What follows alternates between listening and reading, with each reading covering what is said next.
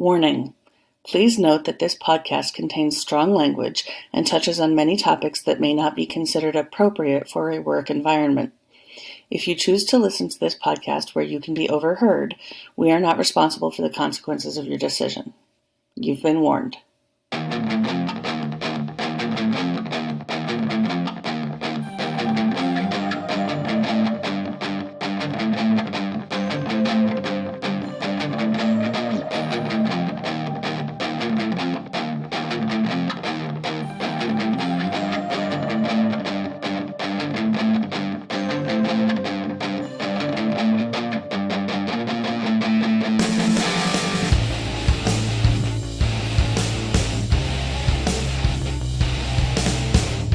Spoilers, people!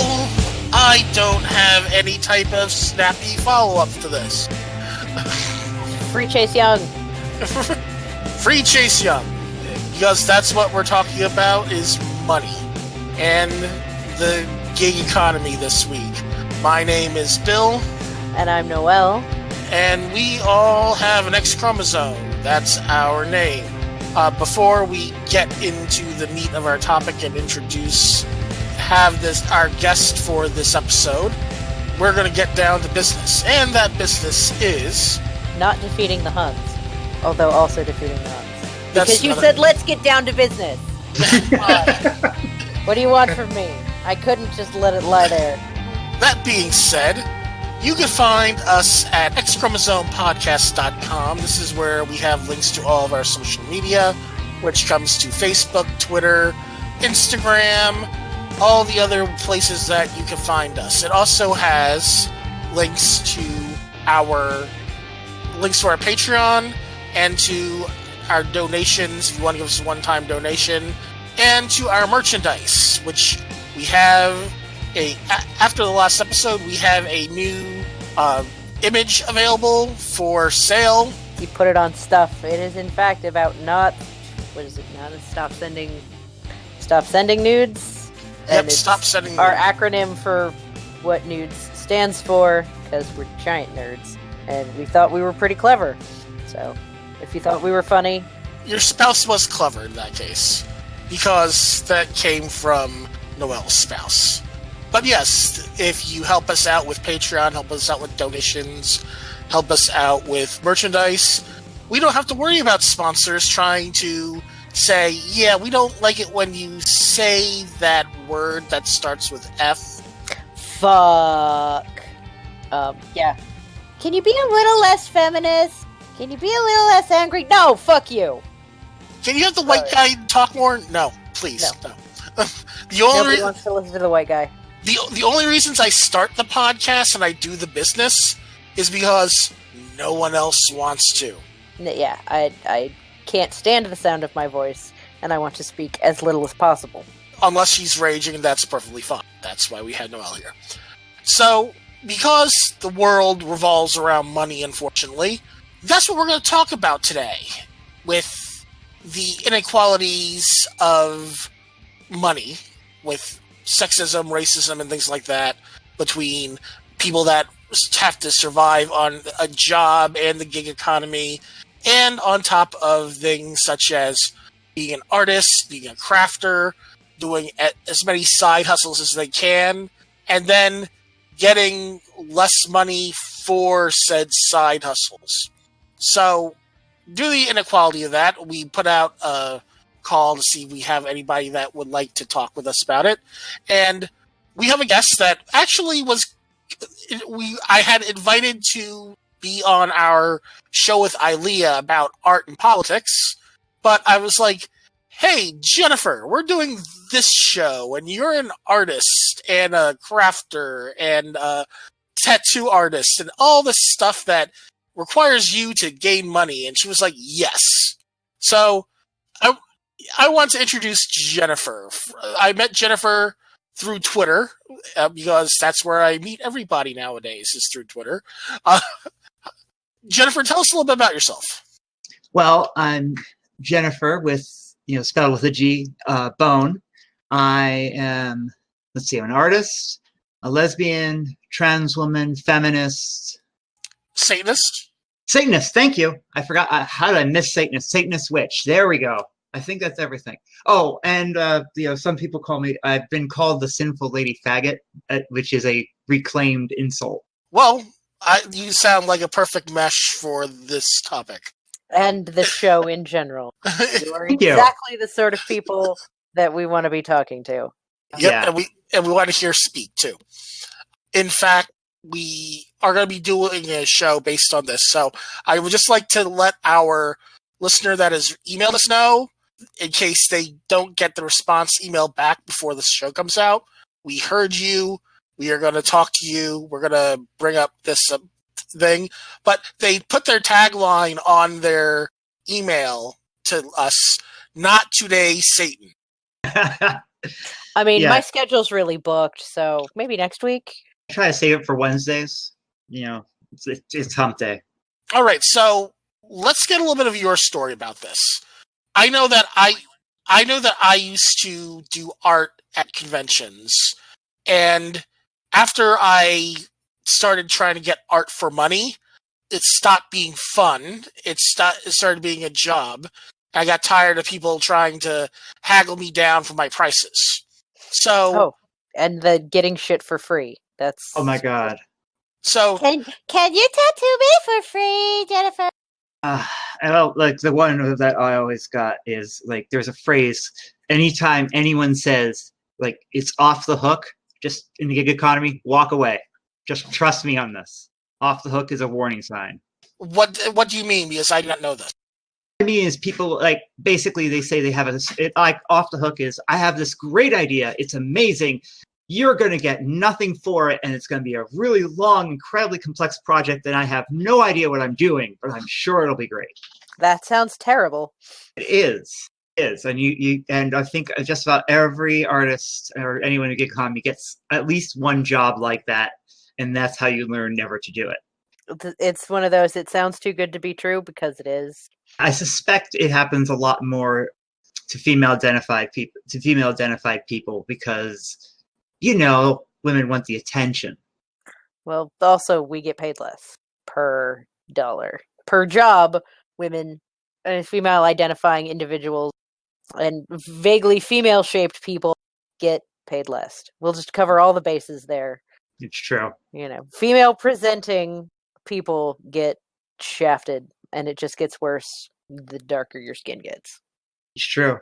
So yes, besides your warning about anything being off the hook being, on the level of random person you never spoke to in high school coming up to you and being like, "Hi, so we haven't talked in forever." It is exactly like that. As a warning that, that's the warning sign of multi-level marketing scam. I don't think I've ever been in this. I've avoided the multi-level marketing scams because I don't function in that area anyway. That's good. I sold I sold Avon very briefly. Mm-hmm. I tried to do Aflac, which is a little bit multi-level marketing-y. Even if it is actually a useful product, it's still very MLM in its structure.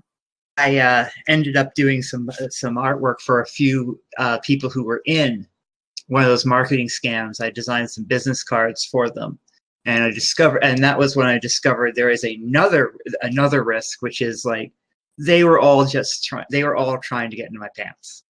That's alarming.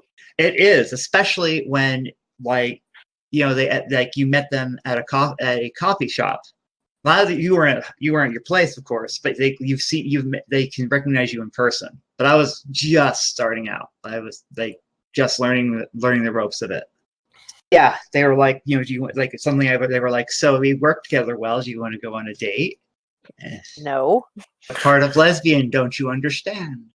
Oh God, they were boys? It's always boys. I understand boys are dumb and horrible, but that's an extra level of dumb and horrible. Oh yeah, that's part of I'm a trans woman, and a lot of men are chasers. They have a thing for us, so that's an extra thing you have to look out for. Is a lot of men who try to manipulate. Yeah, they'll try to manipulate it into now them getting some. It really is. I bought your art, so you should pull out. Put out. Oh yes. Yeah, pull out. I mean, pull out if you're. I mean, that's up to the people involved, but no. Ugh. Boys are so gross. They really are. Sorry, Bill. You are gross. Yeah, I stumbled over that word. It's all right, Bill. I mean, everyone is gross. Boys are gross. It's okay. The original inspiration for the show was a stylist friend of mine got into some shit on her own wall about tipping. And I went back and I went, hey, I remember some shit about how tipping is actually fucking racist. And we invented tipping so that racist fucks could get away with not paying black people for the work they're doing. And so then it was like, and the gig economy is also bullshit because the gig economy is disproportionately filled with disenfranchised or underemployed people who are disproportionately not white and in some cases not straight. I live in the Boston area, and I can tell you I basically live because of the gig economy. Not that I'm active in it, like I'm not doing Uber, I'm not doing that, but I have a lot of deliveries done to me. I Uber, I Lyft, and things like that. Thinking about just the people that come to me for the services or deliver my services, I think maybe only 1 out of 20 might be a white guy. That makes sense. Yeah, that makes sense. White guys can get jobs that actually pay well, so they don't need to do this. Oh yeah, and I mean, like when you just take at some point when you're doing gigs or freelance, you just take, especially at the beginning, you take everything that comes along, and you know that's where you have to watch out. But you can't. You really can't afford it when you're just starting out because you need to eat.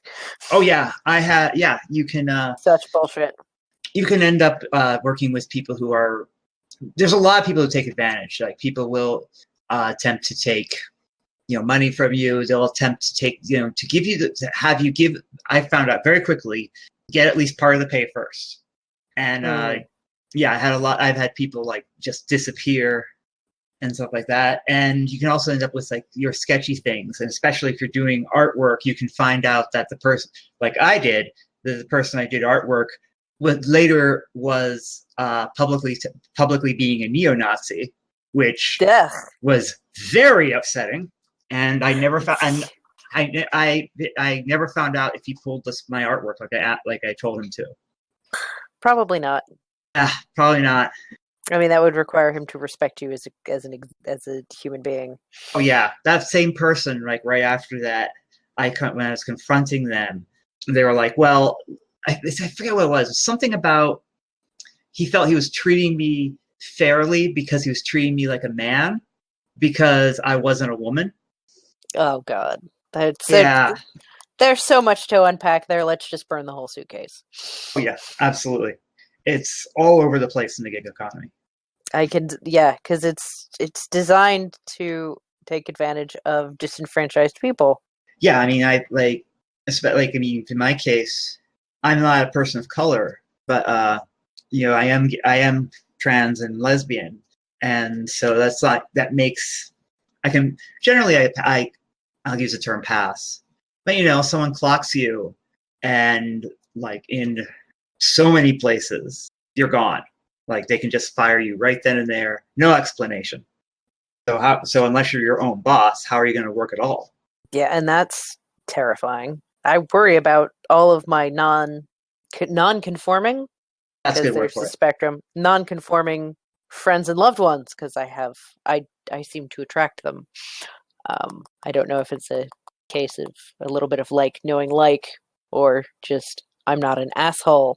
So I get all the cool people, but I worry about them. I worry about them being harassed. I worry about them doing stuff like Uber because that's exactly, that's scary. Are you female presenting and driving Uber? I'm worried about you. Are you trans and driving Uber? I'm worried about you because I can't imagine being trans and driving Uber. That is. I mean, that takes some it takes some. I know it's a do it or die, starve it type of situation, but still takes some guts. Like I can't imagine doing that, especially when I first came out. Well, the person I know has some advantages to it, so because they're not female presenting, so that helps. But still, I'm scared because he's still at risk of being hurt because he's gay. Right. Well, I mean, I have to say that that is a thing that you see coming up a lot. Is sometimes the trans situation, you can really see the difference between how the people will treat what they perceive as a man versus what they perceive as a woman, because a trans man starts to get that extra privilege, just in that there's not like when they see you and you're a woman, they assume weakness. There's just that assumption. Yeah, even if you're built on a frame that's a little bit more durable. Yeah, well, I'm built like a dump truck, and people still people still act like I am, delicate, weak, or weak. Unable to defend yourself. Yeah, it's surprising how much people think that going after it's odd, because you think someone trying to prove themselves would go after someone who was tougher than them. But instead, because they're all cowards, they go after someone they perceive as unable to stop them. That's because it's not about proving themselves, it's about power. It really is. Everything is about power. You were mentioning earlier about some of the differences that happen, and made me think, and selling at cons. And that's where I got my start, is I sold at cons even before I came out. And I did pretty well. And one thing I noticed is that a lot of ladies had everyone has their selling persona, but had a very specific persona when they were selling. There were a lot of ladies who basically in order to sell their stuff, they had to present as the ultimate fangirl, manic pixie dream girl crap, to make them all the exhausting. And yes. I remember I didn't judge him, but I remember thinking, it's like, this gal next to me was just talking about feminism, and now she's flouncing, and you have to it's especially back then, it was just vicious competition. We weren't against each other, but to survive, you had to push. For just out of curiosity, when did you start selling at cons? I started selling at cons in the early aughts, around 2003, 2004. Right. Yeah. All right. Okay. I was in the ones that were around Ohio usually. Okay, so OhioCon, fucking Matsuri, I think, is Ohio based, isn't it? Yeah, and there's that one in what's that one in Chicago? I can never remember it. But anyway, there was a big one in Chicago. They in the winter, I know they just had one because my company that I work for at Ren Fair had a Anime Midwest. That's a big one. Yeah. Yeah, someone posted that, and I just think I've been in so many places and so many hotels just with mass amounts of artwork. Yeah, I was mostly doing my art at LARP conventions, mostly doing custom portraiture and things like that. And even though I have all the advantages, so to speak, in regards to being the default settings, straight cis white guy, I was like, I can't do this. This is just, I'm done. I did 4 conventions doing art, and it completely burnt me out. So people that can continue to push through to get what they enjoy and what they love out there and actually hopefully survive off of it, I have respect for. So it's tons of respect. Yeah, it takes so much more time than people think it does. You're starving for quite a while, just because no one knows who you are, so you have to build up a name and a brand, and that takes at least 2 or 3 years. Yeah, I've noticed that I have a fair persona that's very different from who I am when I'm off everybody's clock. But it's a persona I fall into now when I'm out in public, mostly because my husband dresses in garb 100% of the time. So That's so lovely. He's a lovely man. My spouse's best spouse. We sell corsets. There is a perception that, and everybody in the booth has similar persona, because I've watched the guy I work with, or the guys, outside of my husband, whose persona is slightly different. We're either theater background or Rennies or both. Unsurprisingly, there's overlap. But that theater boy persona, Right? Oh yes. I know that one. yeah, I'm not gay, but that's only on points, or it's only because I don't like dick. That sort of. Oh yeah. Well, the idea, because people again, it's feminine it's quote unquote feminine presenting, so people feel. Yeah, in this case, it's so they feel safe. Yeah, it makes people feel safe. Because we're having guys get really close to female presenting peoples, and in a lot of cases, some non-binary, because we're helping fit for various reasons, corsetry and clothing and armor, and we are getting all up in your business. And I love my spouse, and I love my coworker, and I love my boss, but they all pretty much pass as straight white men, and that's scary. My boss does look vaguely Middle Eastern when he has the right length of beard, but that's because his grandfather was Syrian. But you gotta look, otherwise he's just a big loud dude. And that's something that you don't realize going in when you're doing like gigs, is that sometimes you are the only blank in the room. You're the one person who isn't a straight white, and it's almost always a straight white guy.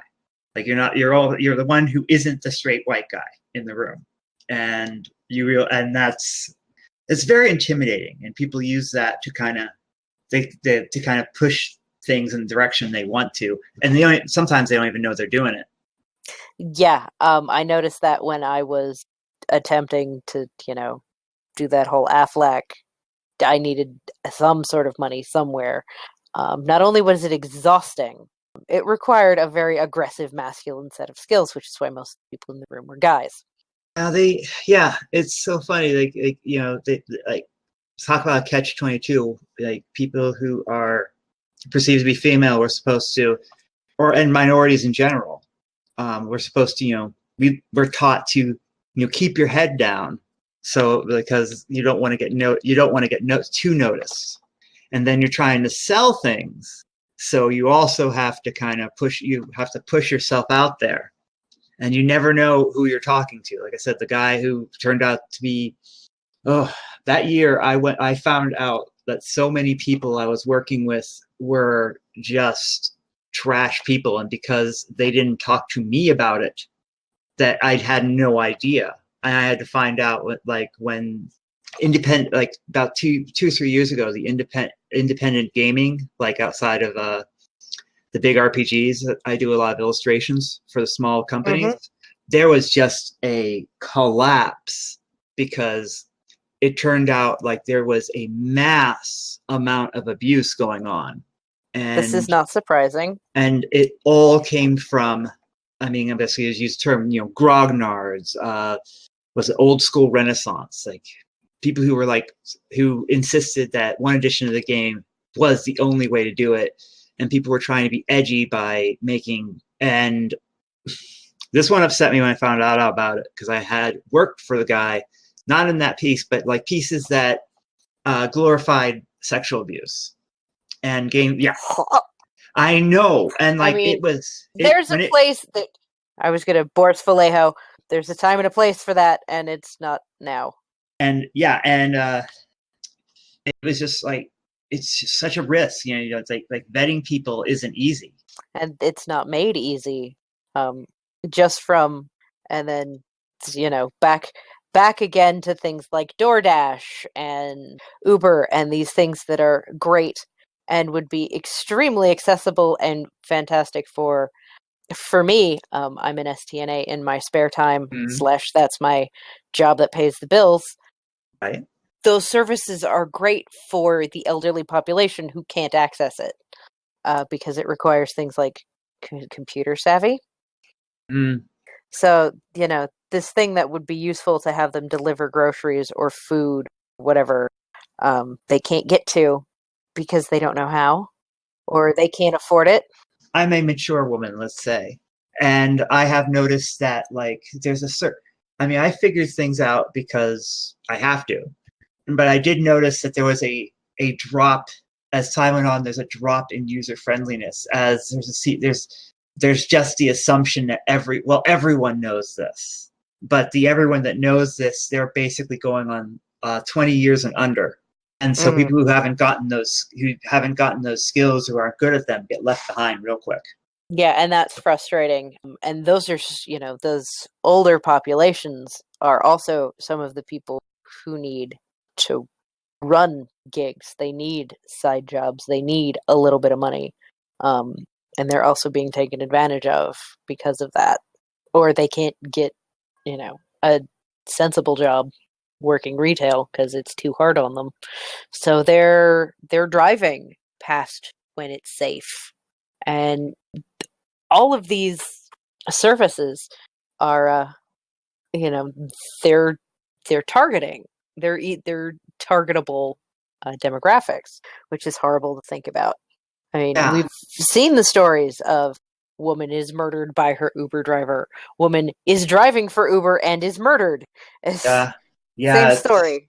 Yeah, and let me tell you, and also because of the nature of it, is the people who want to take advantage of a situation can just get in. They're just handing them access. And you're like, you get into a car, and there's that part of you. It's like, I don't know this person. I have to assume that I have to make the decision of whether they're okay or not. Yeah. And sometimes, but that's kind of the big disadvantage of this whole gig economy, isn't it? Because they know that they can get away with being gross. Yeah, well, not just the people. I'm talking about the companies themselves.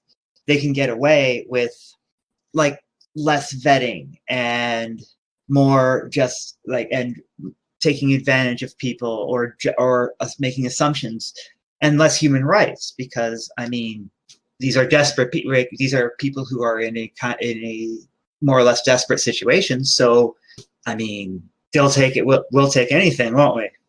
Who cares? It's a big issue of it. It's that who cares attitude. One of the most recent things that I was finding, because we were looking at the various things, is Instacart.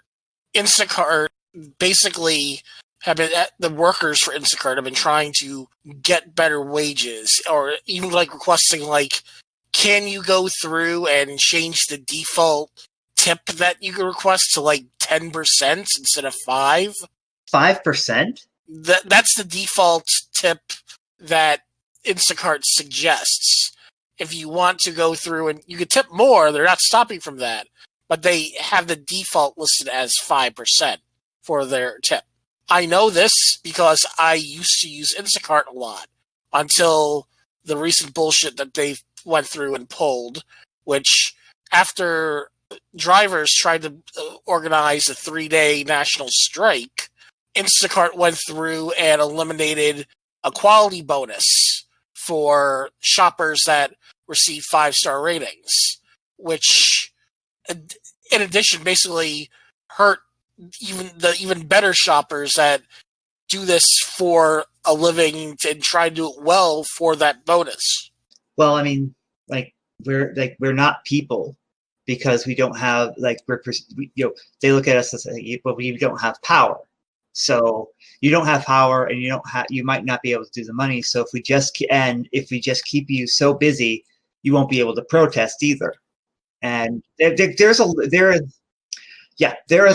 of that, which is part of it. The problem is that's with everything going on in politics and the world and everything else, and all the constant pressure of the news cycle.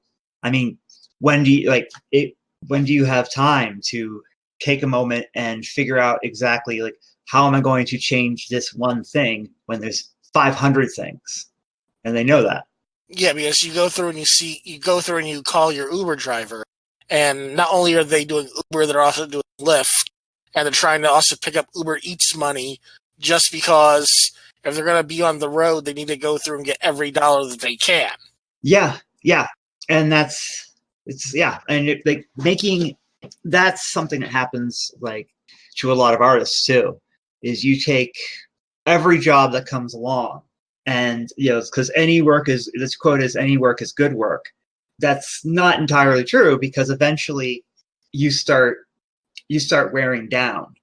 You can't be on top on like your game all the time, but you are also in a place where, well, if I stop, people aren't going to know who I am. And when you start getting worn down, that's when you start getting the I'll give you exposure people. There is nothing worse than exposure. People die of exposure. One of the examples from the article that came through with Vice about how that quality bonus is a major part of that is many veteran Instacart workers rely on the quality bonus as a perk, as a significant part of their earnings, which can account for up to 40% of the earnings.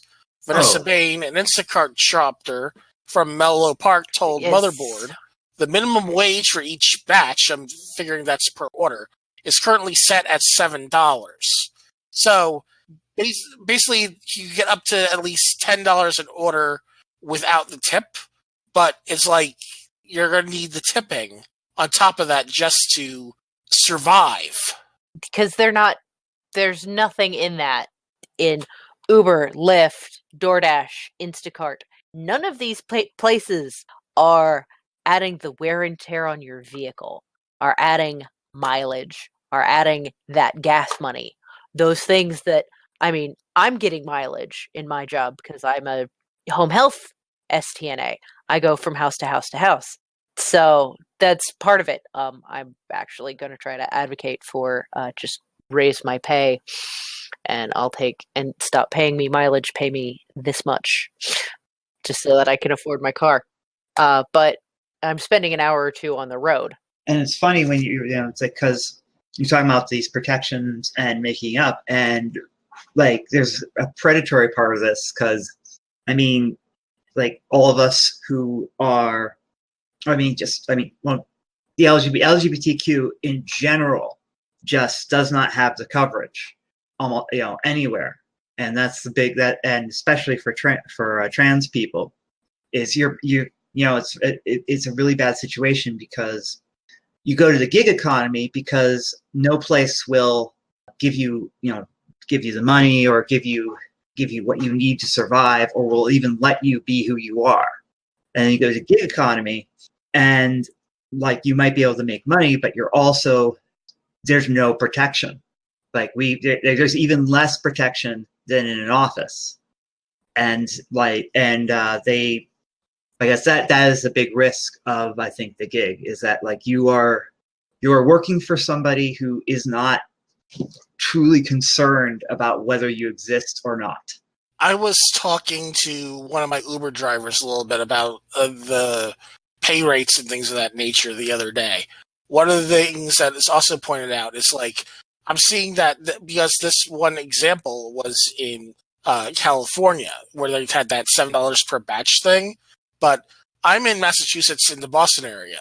He told me that basically if he did his Ubering just a little, just maybe 30 miles north of me in New Hampshire, that the rate for that Uber pays is less than here in the Boston area, because there's less people, less need for it. I can't imagine like someone doing all this gig work in like Iowa, where they're probably, because of the whole standard of living pay areas, that's like people go about like, oh my God, I could buy this house in Alabama for $100,000. Yeah, but for the same job that you're working now, you're going to be making, if you're lucky, half that. Right. And people don't understand that yes, it's great that I'm making this amount of money in Boston, but if I was doing the same exact job in Alabama, and I know this for a fact because I've lived in both areas, I'd be doing my same exact job for $8 an hour. Yeah, and along with that, there's that strange thing people have where they'll be like, you should be thankful you have a job at all type of people. Okay, boomer. Yeah, exactly. That absolutely, because that feeling of like, no, you don't get it. They are starving me, and people have just no empathy, nothing, like no idea that people have it, that anyone lives any differently than they do. Or it's a matter of, well, just work harder. And plus, I mean, if you have a mental illness, I mean, I am dealing with a few illnesses, and some days you just don't have the spoons to get that extra work in, because you won't be able to do it, or it will send you towards a breakdown. I actually had to explain spoon therapy to my new therapist. They never heard of it. Can you do a quick explanation? Yep, I gave a quick. I gave my therapist a quick explanation. I know. I meant here. Almost everybody. We could do that but many people that listen to this understand the idea of needing spoons or spell slots. Yeah, that's like breaking down what people can do is almost a whole topic in itself. But yeah, things take different amounts of energy. Some people break it down into spoons. Some people break it down into spell slots. Like a level 7 spell for you could be taking a shower and getting ready for work, because that takes a lot of effort and a lot of energy, emotion, a lot of mental and physical energy because of whatever abilities you have. And so that's your major thing for the day, is getting up and going to work. So everything after that. One thing that I've been hearing has been fork therapy. Theory, yep. The fork theory. It's theory, Bill. And that's probably where stick a fork in you, you're done. The fork theory of dealing with stuff is pretty cool too. It's I can deal with this tiny fork of getting up and going to the bathroom when I have just been handed this big, I've just been stabbed with this really big fork. I need we need a new car. My car just fell apart. That's a big thing, but a lot of other little things have gone on through the day. I need to deal with those first, so that I have the resources to deal with the big problem. And when you're working entirely based on someone coming to you, it becomes, that's like a constant fork. Is like the hustle is constantly there, whether you're trying to get people to notice your brand, or you're putting all sorts of nice little things in your car, so people people give you good points. You're always hustling, and that's not stuff that you're getting that's not stuff the company is helping you with, and that's part of the bullshit of this entire gig economy. And everybody's like, the gig economy is great. No, the gig economy is a hole into which you pour money. Yeah, it sounds good on paper. Yeah, it's just like multi-level marketing stuff, which is equally bullshit. And that is targeted specifically at women who want to do traditional womanly things, like stay home and raise their kids. A lot of that stuff is complete peak capitalism. They're trying to monetize motherhood, when that's already something needs to have the value calculated, because that's a job itself. And caregiving has been so devalued in Western culture that being a stay-at-home parent is, any caregiving job pays less. Well, yeah, and it really affects and it affects people through that, but also affects the people who are getting the care, because like someone stressed out or tired can't give the same care that someone who has who is in a good place and doesn't have to worry about every goddamn thing. That's from my own work life. I can talk about this all day. People will go on and on and on. Well, what is this all abuse? What is all of this abuse in nursing homes? Blah blah blah blah blah. They're heavily understaffed. The people doing the primary amount of care, that would be people at my medical level. That'd be the nurse aides, the certified nurse aides, or the STNAs, depends on what state you're in, or country. They call it a bunch of different things, but it's the thing you are before you're a nurse. That's a minimum wage job. Oh my God, yeah. I am transferring patients. I'm moving them from a bed to a chair. I'm helping to feed them. I'm helping to clean them. I'm helping them get dressed. I'm helping them with physical therapy and their range of motion. I'm doing in my job. I have personal care. Personal care is everything from helping them get dressed to bathing them on my own because they're bedbound. So I'm helping with that. I'm helping them on a very deeply personal level keep themselves comfortable, or I'm helping them. I'm doing for the prepare meals. I'm helping them, microwave something, or reminding them that they need to eat and getting something ready to prompt them to eat, to special dietary needs, and then feeding it to them. And and they can have so few people. You can have people who just go, you're going to have bologna sandwiches every day because that's the quickest thing to make. And in a facility, you've got a kitchen staff, but the kitchen staff is also minimum wage. Yeah, I mean, yeah, and it's just insane. And you're ground down. You really are. I'm lucky I make more than minimum wage. And there is a push to acknowledge. I've had this argument with a friend of mine about acknowledging the emotional component of labor and things that are caregiving, things that are traditionally feminine in terms of gendered jobs, childcare, teaching, nursing, just things like that. Retail is, again, oddly, a very feminine profession, even though we had to fight to be able to work in stores. The minute men could stop running the counter, they were like, fuck it, we're out. Bye. And we're going to pay you less. Fuck you. It's all it's all just a big, just clusterfuck. I mean, let's say, if you are, there's a lot of jobs that you could, that basically because of that, this is female, this is male bullshit. It's if someone who is perceived as male for whatever reason, like a trans woman who someone thinks doesn't pass, or a man who just is very good with children or something, it's harder to do a job that involves care, because people assume the worst, but at the same time they'll hire a woman who's terrible for the job because the assumptions, the gender, this is what one people will do and this is what the other people do. So you can't have basically it's another way to keep men from caring, Yeah, because we've so stringently gendered caregiving. It boils down, it's even the littlest things. I have some single parent dads in my life. Those bastards I love you. You guys are amazing. Don't get me wrong.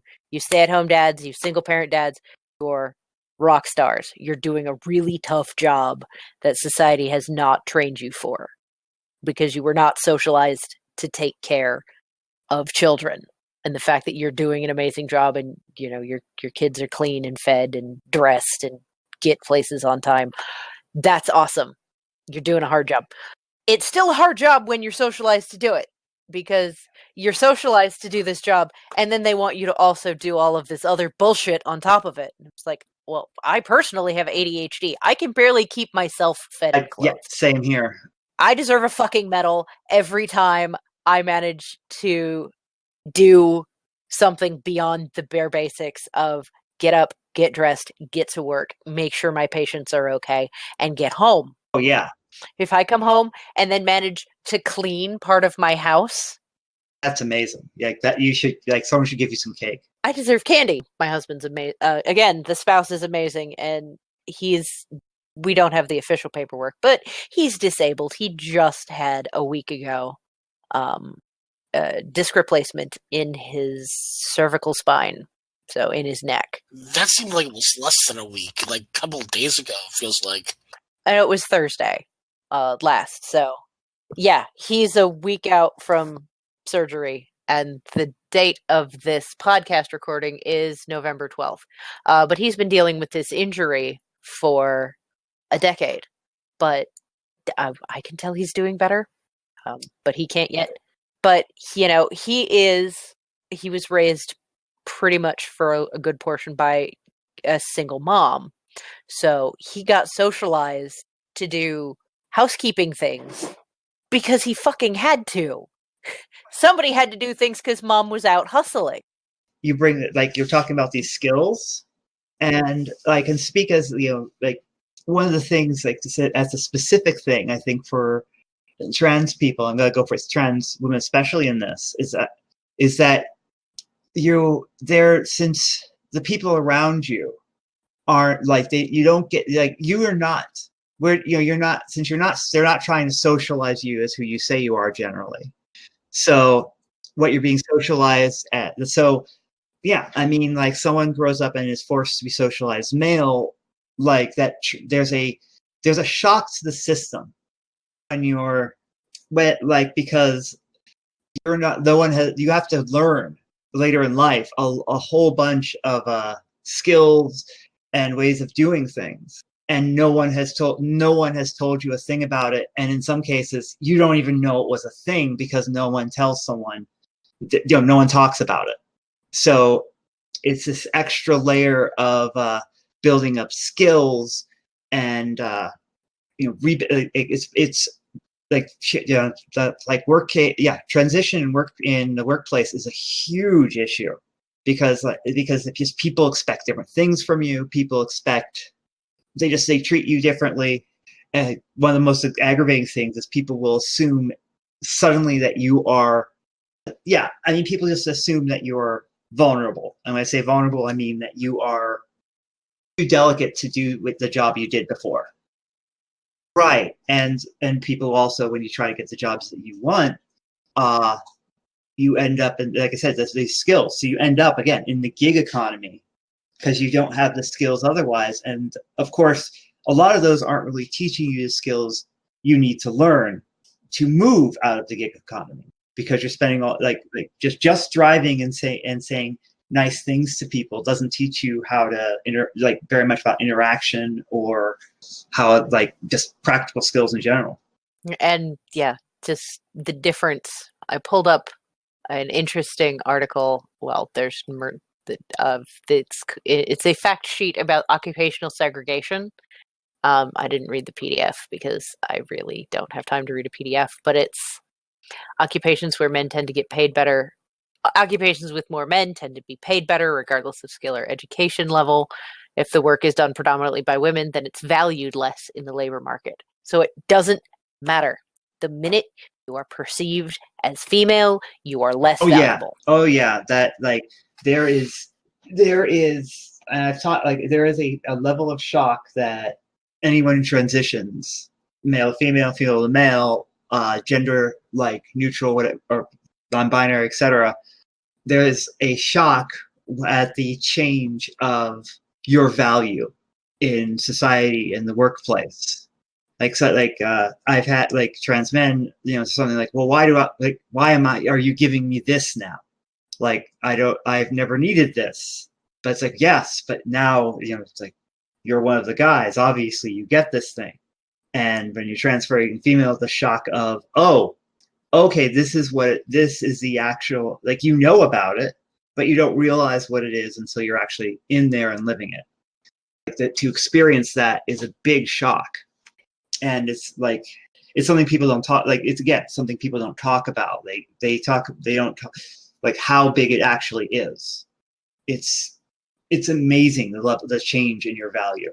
It really is. Women are just not, like, we have a definitive purpose, and that is we are supposed to be keeping places safe and pumping out babies. The other another takeaway was that it's women of color at all education levels are segregated into jobs with lower wages than their white female peers of similar skill levels.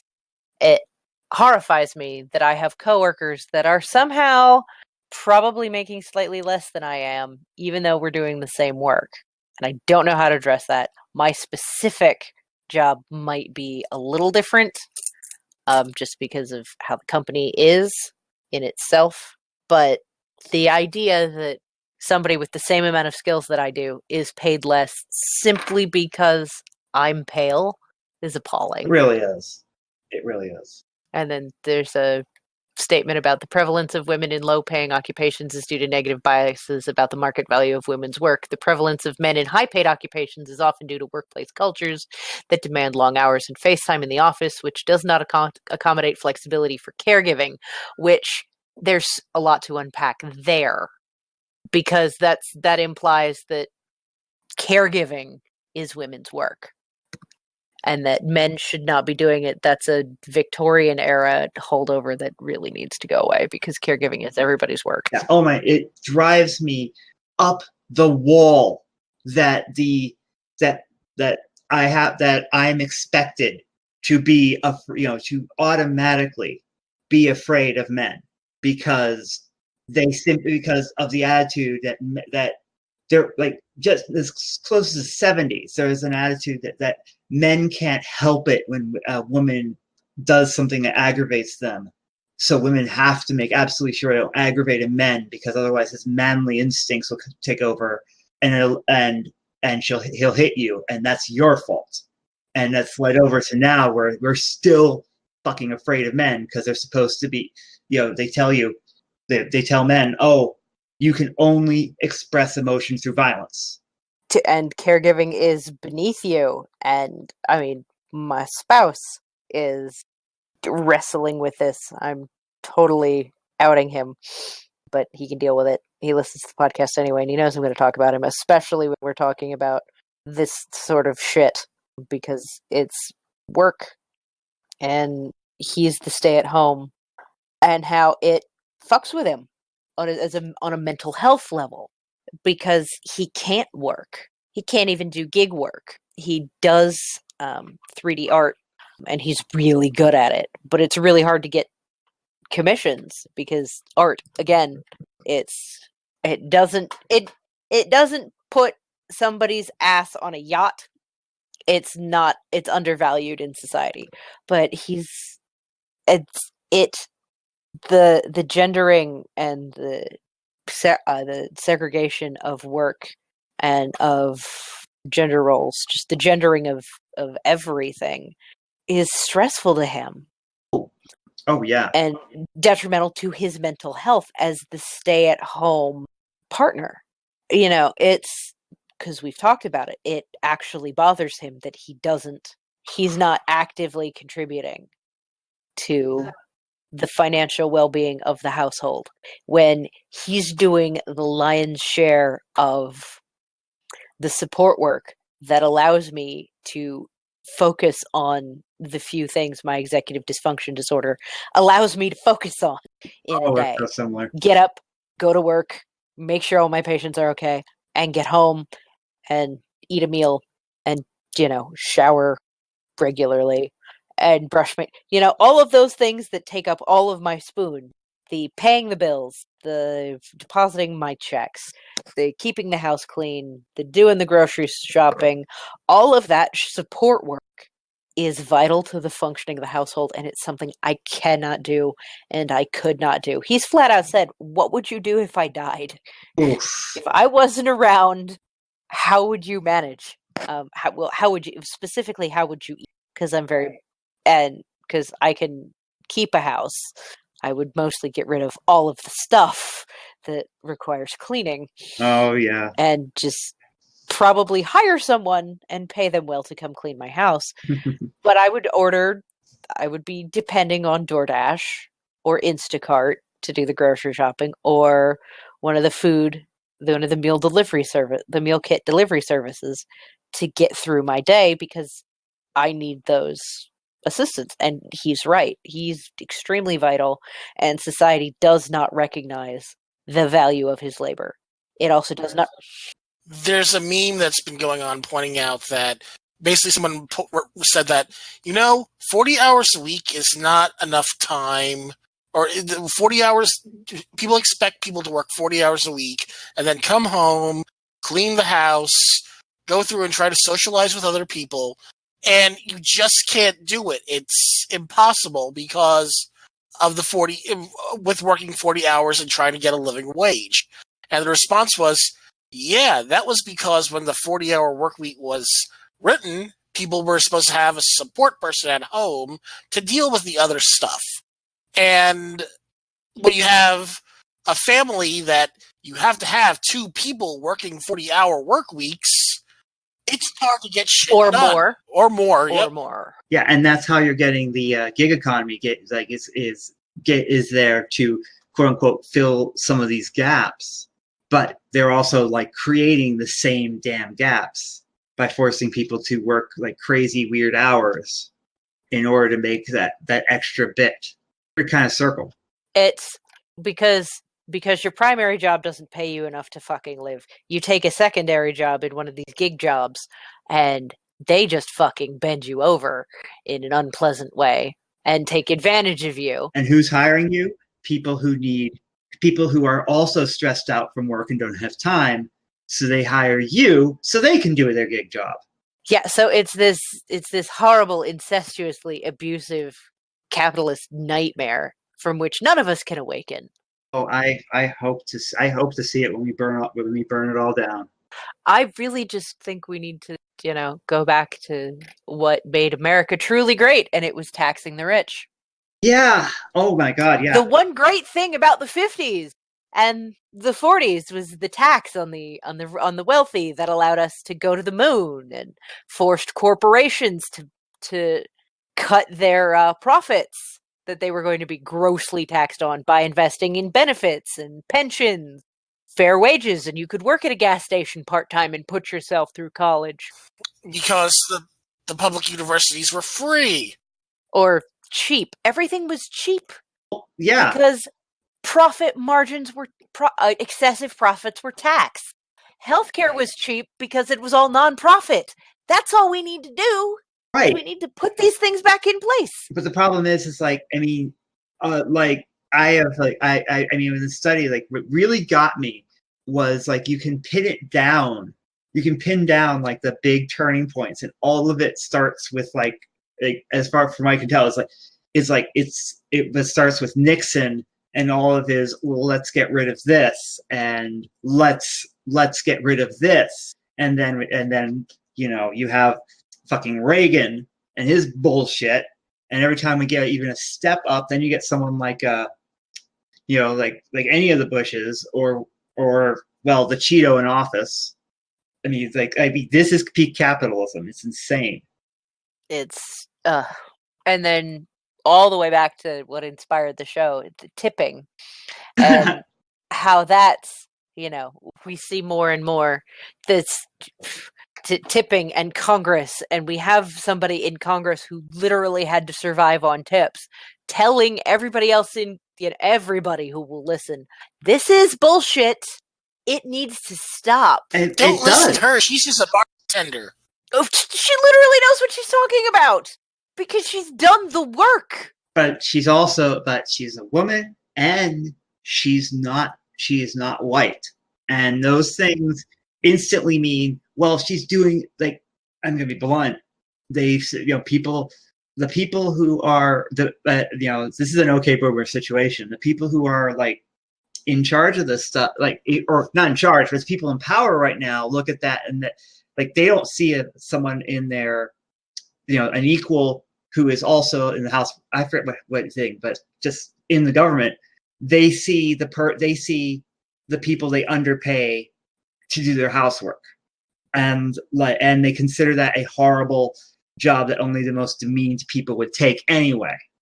And it's just it's just so unfair. It's all, I mean, just that the idea that because you're doing, that because you're not white or you came from another country or something, you deserve, your place is to be these servants. Like, we're still like 100 something years later, and we are still getting our mindset out of slavery. I used to work when I was living in Alabama. It was the only non-minimum wage job that was willing to hire me. And when I say non-minimum wage, they were still on the federal minimum wage of $5.25, and this only paid $6. Doing janitorial work on night shifts, like going around the city to like do heavy cleaning of floors and things like that. Oh, yeah. I was the only white guy on staff, all right? So I'd be going through and traveling with these guys, listening to them going, man, white people, man, white people, man, white people. And one time they went off and said, yeah, them white people on their yachts. I'm like, yeah, you're right. And they just looked at me. I'm like, hey, look, I'm agreeing with you guys. I'm doing the shit job like you guys are doing. So, white people, right? Yeah, fucking white people. Right? It's gotten to a point where it's like, you know, there is a different, like, white people is like a whole, like, become a whole other thing now. Yeah, after that, every time they say "man, white people," they always add it except for Bill because I was there doing the shitty job with them. So clearly, you were not considered white people. With my background as being part Irish and part German, depending on where we are in history, one half, the other half, or both halves are slightly less white. Mm-hmm. Oh yeah. So I'm here going, it's the wasps, man. Yeah, it really is. I mean, specifically from the UK, from England, fucking wasps. That's what it's been, shortened to white people, but it's that specific white Anglo-Saxon Protestant doctrine of the elect, dominionist. Wealth is a sign of favor from God, and if you're not wealthy, well, then you're just not worthy. That was it. People who gentrify. People go to a place and like they see something they like, and then they take it over and turn it and change it into everything else they were trying to get away from, and it's just colonization on a different level. And yeah, well, that gets into Airbnb, which is colonization via capitalism. Oh, that Airbnb story was great. What's this Airbnb story? Basically, right before she left Vice, this woman, the journalist, I don't have the Vice article up to properly credit her, and I'm going to pull that up now. She was actually getting ready to leave Vice, and she had gone through and gotten an Airbnb, and what it was going through was kind of sketchy, and the article is, I accidentally uncovered a nationwide scam on Airbnb. I'm going to post that to the room right now so you can see the link. Ali Conti was the journalist. But basically, there was something off and how everything was going on. Then she started researching it and found these weird things and contacted other people and was trying to get to the root of who is actually running this like nationwide scam. And it's a long ass article and it's worth the read. If you have a spoon, I would go through and read the article because it's that good. And that detailed. But the best part is this was put out on Halloween and she put an update on November 1st. The morning after this article was published, the FBI contacted Vice about the claims made above. And Airbnb doesn't know what they're doing. They're now saying that they're going to work to actually verify things now, unlike they were doing before. Oh my God. But it basically blew up because one person was like, no, this isn't right. I need to go through, and I'm going to use my power to do something about it. But yeah, that feels good. I went through and I wanted to look up an update of it after that, and I went to the Twitter, and like a day later, she had written, "Oh, by the way, I didn't mean to announce this now, but I'm leaving Vice," and I think she went to the New York Times. But still, it's one of those things where she didn't expect it to blow up the way it did, and basically it was like, damn. But yeah, so it's all blown up in regards to that.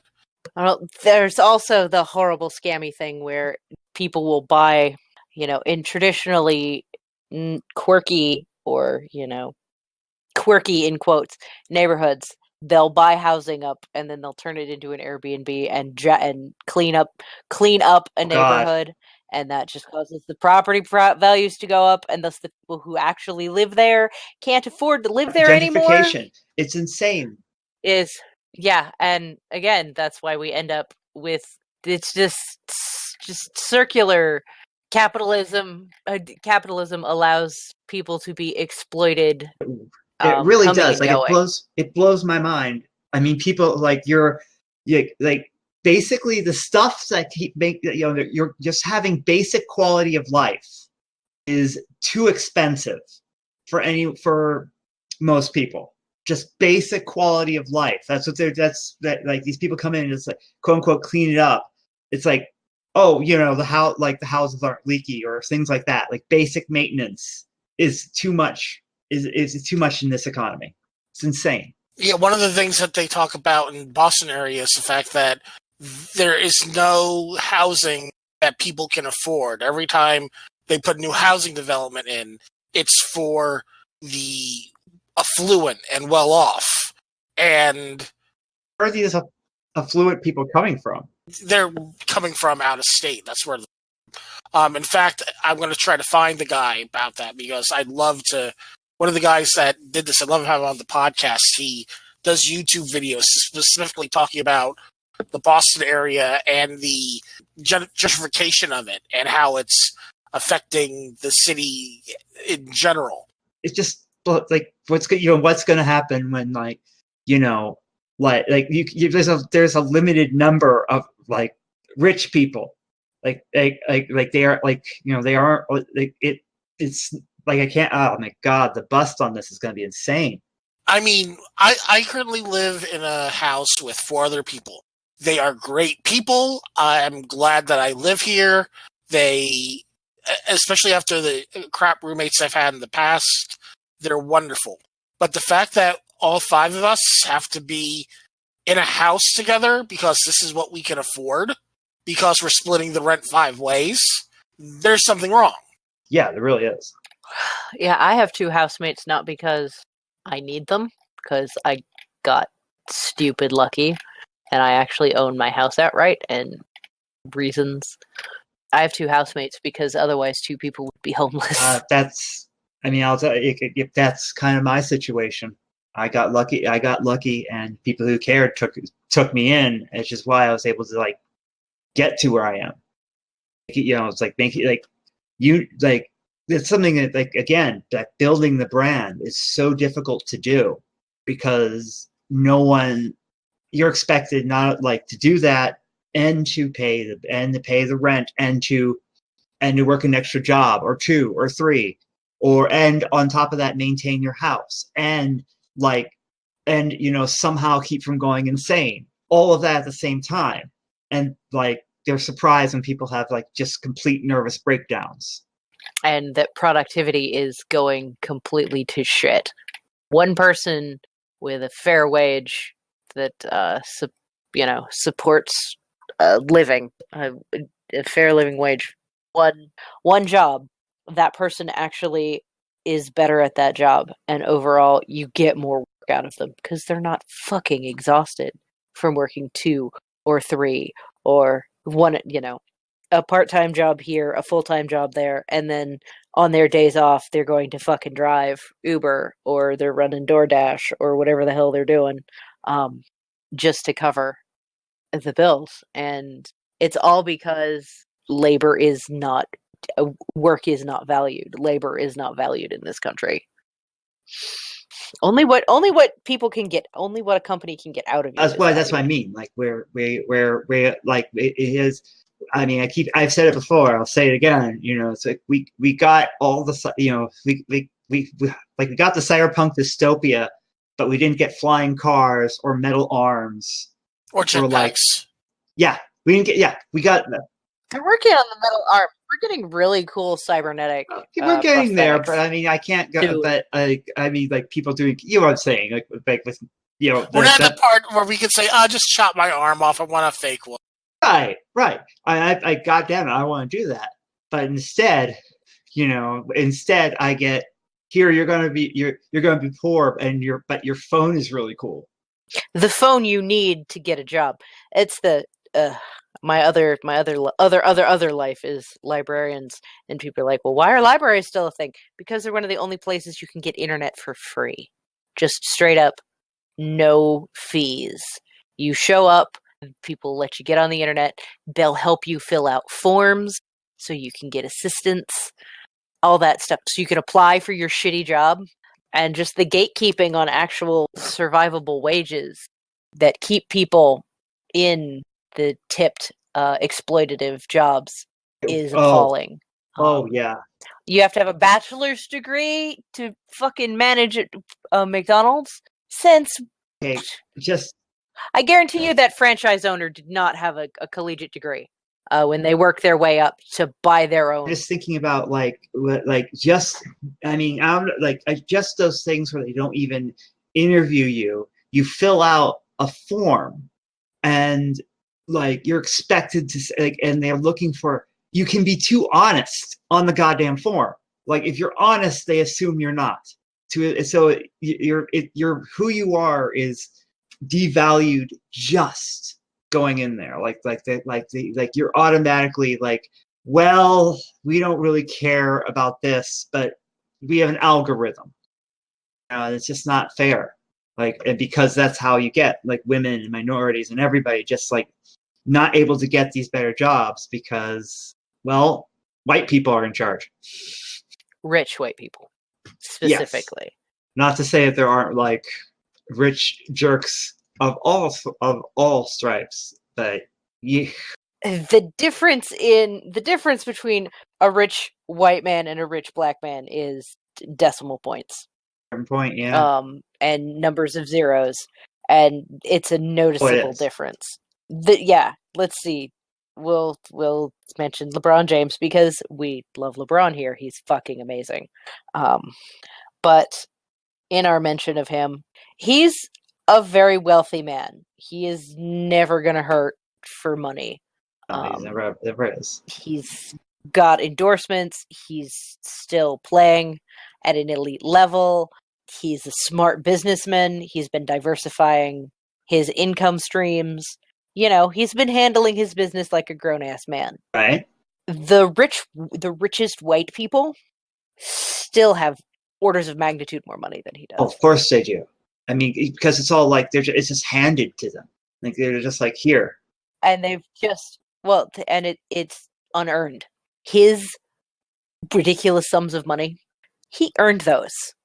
His body is abused for that money. If he wasn't an elite athlete, Nike wouldn't be writing him checks, or whoever the hell is, writing him a check for an endorsement right now. The Lakers wouldn't be writing him checks. So he is truly a self-made man. He's taken his talent and he's got it to pay. Jeff Bezos hasn't worked a day in his life. But it's funny when you're talking about he's he's basically selling his body for money. And the one thing we haven't talked about is I would put like people who do like a lot of people who do sex work. That is a gig economy. That is the oldest gig economy. Like when we were talking about like safety, and it's highest risk. Like safety, Mm-hmm. I mean, Sesta Fosta has just wrecked people's lives for no other reason. Yeah, people who can't work. What's crazy about it is it makes it easier to do human trafficking. It has made it and I'm not just saying slightly. It's like just unbelievably more like levels of easy because there's no way for these people to be tracked even. They can't like say, I was here this day and here this day and here's the proof. There's nobody checking up on them. They've ceased to be people. Yeah, it's they were sex workers are generally less alive, and this is a phrase I am borrowing from Paul Hulse, and because I've listened to him speak on his podcast about how law enforcement perceives sex workers as less dead, or there had been in the past. I think they're trying to fix it. Yeah, but it's marginally better, and it's a very small margin. But they're less dead because they're not as important. And yeah, and they're abused. They're considered. I mean, like there's so many people in my life who are or have been sex workers, and just watching, like I said, their ability to be safe. Like we were talking about gigs and like how and safety and how like you're not covered in Uber, which is just completely legal and everywhere, and like to be an escort, like no one's covering you, no one's paying any attention to what's happening to you. You disappear. Oh well. Survival sex work is the most dangerous gig, and it really shouldn't be. Just the phrase survival sex work is kind of terrible in and of itself, but it's being a sex worker, because if you don't, you will starve, or you will not have access to basic things like shelter. Right. And it's almost involuntary. It really is like being being trans. In that, it is so hard to get almost every trans woman, and probably most trans men, goes through a phase where you have to do that to survive, simply because you won't get hired. No one will care. And that affects how people view trans people in general, because for the longest time, the only time you saw a trans woman was when they were like doing sex work. And because sex workers are devalued, the assumption is that every trans person is just a desperate, damaged pervert who doesn't deserve the time of day and is just something to be used and thrown away. That's something that basically when Massachusetts was trying to fight the bathroom bill in there, that's what they basically tried to say. It's like, if you pass this bill, there's going to be men dressed as ladies trying to prey on your family, when really that didn't happen. And after they lost their little bathroom building, they even came up to admit, yeah, that wasn't true anyway. We were just preying on people's fears. Off to the next bathroom bill. Yep. But going back to LeBron very briefly, James joined the Lakers last year as a free agent with a 4-year, $153 million contract.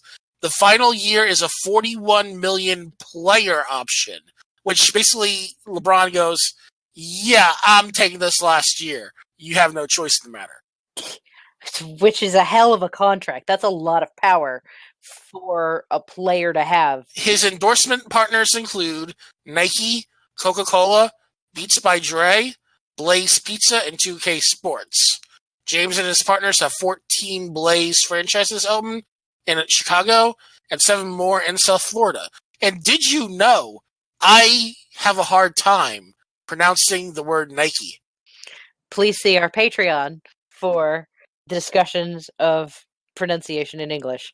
I was just gonna say, it's like I'm just seeing all that money, and I'm like, I am trying to go, it's okay. He did, it's okay. And at the same time, I'm like, that's not okay. That's not okay. 500, like 400, like why $40 million? My goddess, the things I could do with that much money. Like I think, like every time, I mean, I'm trying to be supportive and be fair, and at the same time, you see it and you're just like, that's what they want. Well, I mean, he is instead of, Jeff Bezos, who can't even fucking pay his people a living wage. We're looking at you, rich white man. LeBron opened a school for at-risk, and he bought an apartment block to refurbish so that there are homes for kids at the I Promise school who need to not live where they were living so that they have stable homes. Like if they're in a situation where staying at home would be traumatic because, I don't know, gun violence occurred in the home Right. or domestic violence occurred there and they don't feel safe in their home. He bought a block of apartments so that there would be affordable, safe housing for people so that they can focus on, getting an education. Right.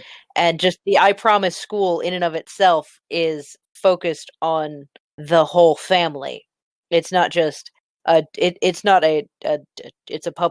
of the Akron Public Schools, so it's a public school. This is lovely to know. Thank you. But also, it's like, yeah, I get it. It's very frustrating. No, and it's even more frustrating that, like, you're right. This is what they want, and I'm like, God damn it! I fell right into it. And it's okay. We are set up to, especially now that the gig economy is a thing again. We are set up to begrudge another person their living.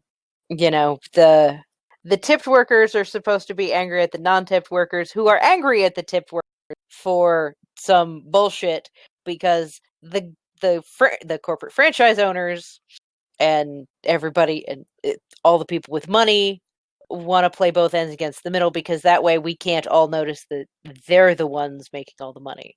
It's why are we mad that the fast food worker wants a living wage when the EMT isn't making one either? Wait a minute, the ride in the ambulance is like several grand. Where is that money going if it's not going to pay the crew and maintain the ambulance? Such a fight in a gig economy. I mean, like as artists and people who have to, like, where we have to basically, kickstart things or GoFundMe or whatever. And they'll fuck you there too. Oh, they will. GoFundMe and Kickstarter exist to fuck you over as a creator. They do. And the thing is, like, there's almost no choice because no one has the money to do it on their own anymore. But you do this, and like you also get this. It's a popularity contest. So if someone has trouble, someone does amazing work, like really amazing work, but they have a problem communicating it, they're not going to get anywhere. It only benefits people who are able to do the thing, and it builds up like such resentment. Like I don't know. There's another podcast. You probably Critical Role, playing with everything they're doing. Mm-hmm. Yeah, and they're making they had a lot of backers, and they also had some corporation backing and stuff. But like I've been watching other artists just flip out about it. And like, it's so hard to remember. It's like, dude, you would be doing the exact same thing if the opportunity came, because this is the only, it's like, don't be mad at someone who's surviving the only way they can. They got lucky. If you got lucky, you'd be doing it too. I understand a little bit about the idea of it being lucky, but there was also enough nerdy name recognition to allow that to get pushed up, because you had voice actors going through that were known from well-named franchises that were running it. So while it's the only reason I even bring this up remotely is because my friends locally, they're currently trying to go through and build together a future Twitch stream to start for next year. So they're trying to organize it, get things figured out, get things set up so they could do their own D&D game, D&D modeling. And it's one of those things where everything's going to go through growing pains because, one, almost everybody's going to compare to Critical Role. And two, if you don't have either an amazing storyline or amazing players or proper promotion to do that, you're going to have a hard time going through and get things done. The podcasts that I run and that we run, we might get hits, we might get people enjoying it. But the thing is, it's like we basically just decided for this podcast very recently that as much as sponsors would be great, we don't want sponsors around because it might go through and hurt our content, depending on That's a smart move. they might like or not like. So we're going to be relying a lot on listeners just to get things put through. And people are right. It's like things like Kickstarter, things like GoFundMe. There was recently a big deal going on in nerddom about dice. There was a Kickstarter that got like a 13 million something like about dice.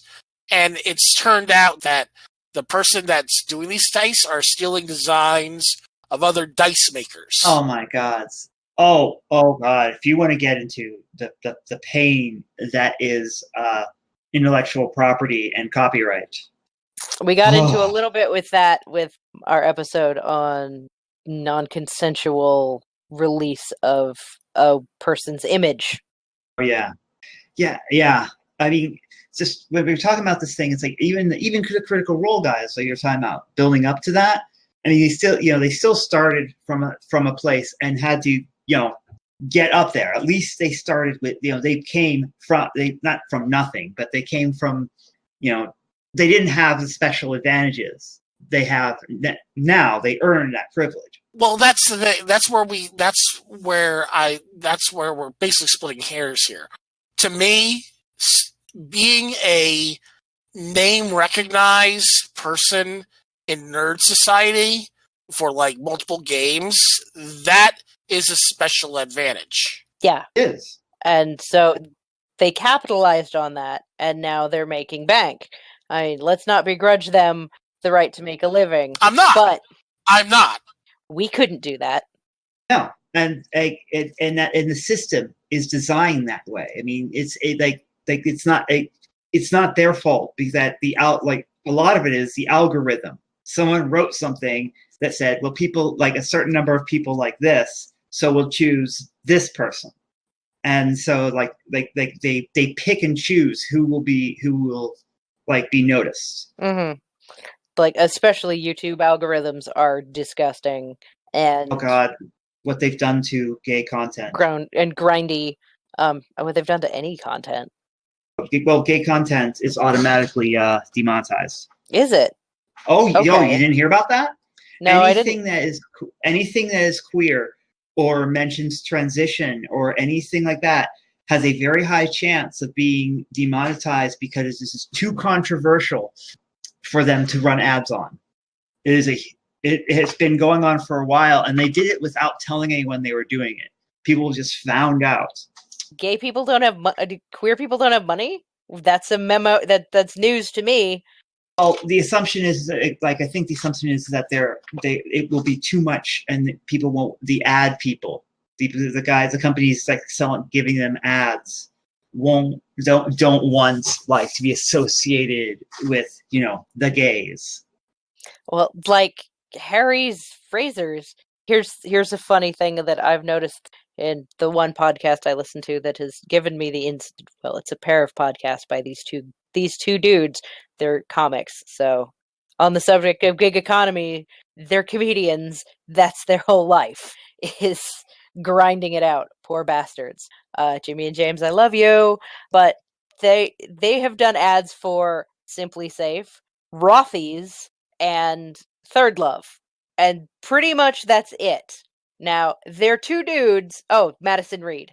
They're two guys. They don't necessarily need a bra. And Rothy's, I don't believe, makes men's shoes. But they have female identifying people in their life, and they know their audience base. Because it's they're true crime podcasts. So they know who's listening. And they're like, we're dudes. We don't know shit about this, except for Simply Safe, which they use. But yeah, well, I get what you're saying. But just the ad people don't want to be associated. The ad people don't fucking care. They want to be associated with people who have money. Someone explain that to fucking YouTube, because they are just ripping apart minority the ability of minority platform. They're just ripping it apart. And that was a gig economy. Mm-hmm. Like for a while, YouTube was the gig economy. People were making bank because they were but very hard work. And then to make the algorithm go requires. Originally, they didn't have like an algorithm per se. And I mean, I have a personal vendetta against the algorithm because I'm the type of person that they'll put at the bottom every time. And the algorithm. And that sounds like a horror. It really does. Well, it kind of is. Yeah, because it's telling you what you can and cannot see, who you should be. It's assuming, and it also limits your ability to learn, to access new things, because it's trying just to give you what you've had before. Any platform where people have been able to make money for themselves has either turned into a horrifying dystopian wasteland or has been legislated into uselessness. Like, Snapchat was really great for sex workers to not have to go out and be in danger. Because you could post shit. The incels had to fucking ruin that. Oh god, yeah. And then or Tumblr. Tumblr's been destroyed as just a content for anything. That's it just not highly sanitized. It was devastating. It was kind of devastating. It was devastating for me because and a lot of other people like in my community, because there were a lot of visible people in the trans community there, and like it was a place you go and see and communicate with people like yourself and know you're not alone. And then they just took that away, and they're taking it away from everywhere else too. There's just sanitation going on that's really just, again, forcing us out of anything that isn't a corporate sponsored gig. Mm-hmm. And it's we could go on forever. I was just going to say, because of everything, we could go on and on and on. I think it might be a good idea to start wrapping things up. So, Gennifer, yes, do you have any links or anything that you would like to plug? I do have things I would like to plug. Plug your art. All right. Plug your tattoo now, shop. Yes. Now that we've been yelling about capitalism, let me tell you how you can buy things and be capitalist with me. Support our guest, because we can't afford to pay her. I'm on deviantart.com under the name Lady Red Fingers. It's just LadyRedFingers. You like that same name, Lady Red Fingers. You can find me that way on Patreon. So you can also again, LadyRedFingers. Yeah, and I'm also on Gennifer Bone and Lady Red Fingers and Patreon. And I'm glad I had this all out. Yep, Lady Red Fingers on Instagram. You can see my work all over all of those. And please support me. I need to eat. A whole big part of this whole podcast is to support voices that don't get traditional support. So yeah, please support our guests, because we can't specifically. Thank you so much. We're boosting, so yes, of course, that's what we want. Diversity is important. All that being said, one thing that I did miss at the very beginning that is important, especially since we're going to be doing feature shows that require more input from our audience. Our email address is writeus@xchromosomepodcast.com. We're getting ready to do a show based off of a letter we received from one of our listeners, which was asking for advice from Noelle and Huey, that we're going to be planning a couple of weeks. Basically, we want your experiences with family, and especially if you are a minority or on the LGBTQ plus A plus spectrum, because that's what the letter was in relation to. So let us know your stories so we can go through and show support or work on pulling together other resources. We're going to be doing that show possibly in about 2 weeks. That, again, our email address is writeus@xchromosomepodcast.com. We're honestly, dear listener, we are not ignoring you, but we want to make sure that, one, we address all of your concerns, and two, we make sure you're not alone with the struggle. There's a lot of terrible statistics about queer people ending up homeless and then ending up doing survival sex work and other really rough stuff and unsafe things just because they don't have an option. And we want to make sure that we treat all of those issues with the time and respect they deserve. All right, so that being said, we are going to awkwardly exit. My name is Bill. I'm Noelle, and special thanks to our guest, Gennifer. That's me. And we all have an X-Chromosome. And Craig? Dear sweet Craig the bot, get the fuck out.